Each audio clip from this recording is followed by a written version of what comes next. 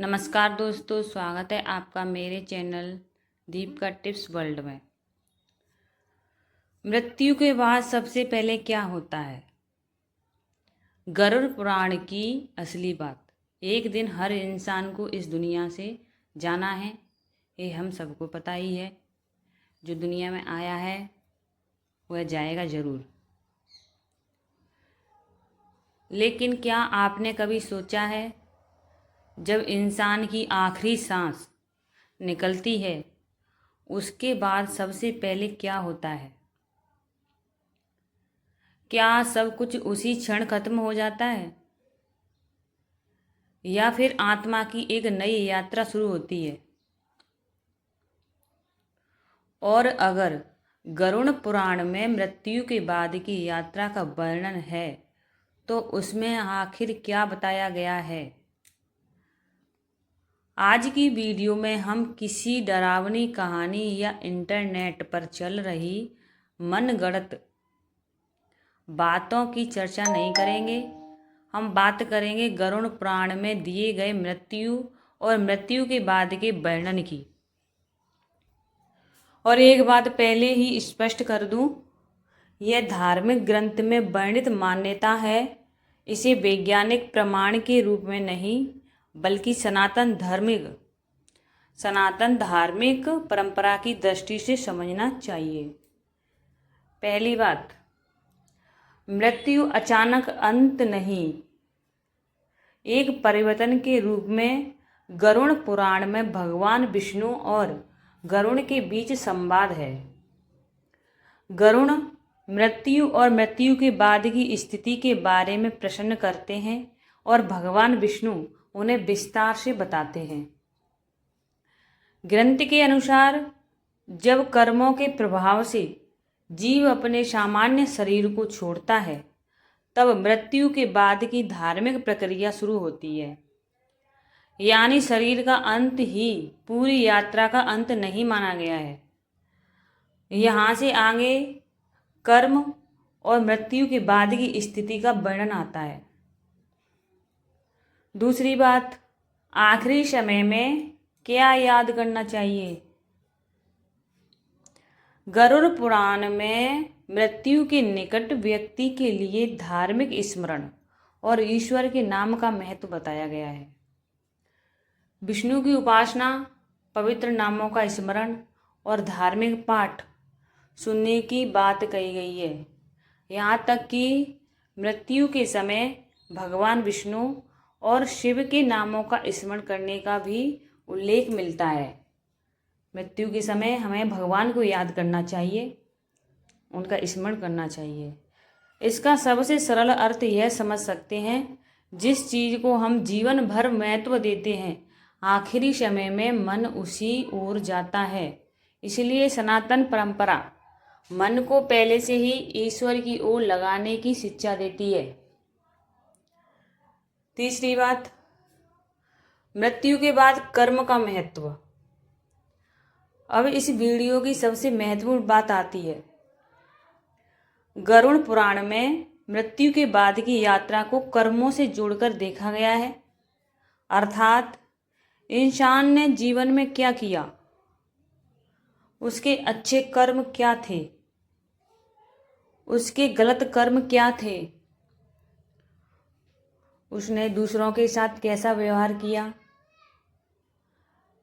इन सब का महत्व बताया गया है। इसलिए गरुड़ पुराण की मृत्यु संबंधी शिक्षा को केवल मरने के बाद क्या होगा तब तक सीमित नहीं समझना चाहिए। इसका एक बड़ा संदेश यह भी है, जीते जी अपने कर्म सुधारो, क्योंकि मृत्यु के समय धन संपत्ति आपके काम नहीं आती। जो धन संपत्ति है वो किसी के काम नहीं आती है। तब आपके कर्म ही महत्वपूर्ण माने जाते हैं। चौथी बात, यम का मार्ग। गरुड़ पुराण के एक अध्याय में यम के मार्ग का विस्तार से वर्णन आता है। वहाँ इसे कठिन और कष्टदायक मार्ग के रूप में बताया गया है। यह भी कहा गया है कि पापी व्यक्ति उस मार्ग पर कष्ट अनुभव करता है। ग्रंथ में आगे यम के नगर और वहां कर्मों की जानकारी होने का भी वर्णन है। चित्रगुप्त द्वारा अच्छे और बुरे कर्मों के संबंध में जानकारी लिए जाने का वर्णन मिलता है। अब इस बात को केवल डराने के लिए मत सुनिए, इसका संदेश बहुत सीधा है। इंसान से उसके कर्म छिपे नहीं रहते।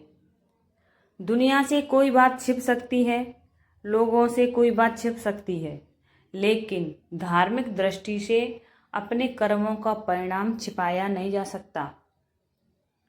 5वीं बात, रिश्ते और धन कहाँ रह जाते हैं। हम पूरी जिंदगी किस चीज के पीछे भागते हैं? धन, मकान, जमीन, परिवार, प्रतिष्ठा।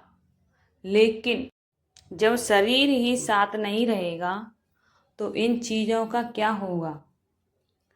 गरुड़ पुराण के अनुसार मृत्यु संबंधी शिक्षा बार बार मनुष्य को संसार की अस्थिरता और कर्मों की ओर ध्यान दिलाती है। यही कारण है कि मृत्यु का वर्णन केवल डराने के लिए नहीं है, यह एक चेतावनी है। आज जो समय मिला है उसका सही उपयोग करो। किसी को धोखा देकर कमाया हुआ धन यहीं रह जाएगा, किसी का दिल दुखाकर हासिल की गई जीत भी यहीं रह जाएगी। स्पष्ट यही है कि हमें अच्छे कर्म करने चाहिए और हमें जो समय मिला है उसका अच्छे कर्मों में उपयोग करें। मेहनत करें, सच्चाई से ईमानदारी से रहें, लेकिन आपने जो कर्म किए उनका धार्मिक महत्व मृत्यु के बाद भी माना गया है। 6ठी बात, परिवार वालों को क्या करना चाहिए। गरुड़ पुराण में मृत्यु के बाद किए जाने वाले संस्कारों का भी विस्तृत वर्णन है। दाह संस्कार से लेकर आगे के दिनों में किए जाने वाले विभिन्न कर्मों तक कई विधियों का वर्णन मिलता है। पुत्र और परिवार के सदस्यों द्वारा किए जाने वाले कर्तव्यों को भी महत्व दिया गया है। 10 दिनों के संस्कार, 11वें दिन के कर्म और आगे पितरों से संबंधित संस्कारों का उल्लेख मिलता है। इससे एक बात साफ होती है, सनातन परंपरा में मृत्यु को केवल शोक की घटना नहीं माना गया। मृत व्यक्ति के प्रति कर्तव्य निभाना भी परिवार की जिम्मेदारी माना गया है। 7वीं बात, क्या मृत्यु के बाद तुरंत मोक्ष मिल जाता है? यह सवाल बहुत लोग पूछते हैं, लेकिन गरुड़ पुराण में हर व्यक्ति के लिए एक जैसा परिणाम नहीं बताया गया। धार्मिक वर्णन में कर्म, धार्मिक आचरण और मृत्यु के बाद की स्थिति के बीच संबंध बताया गया है।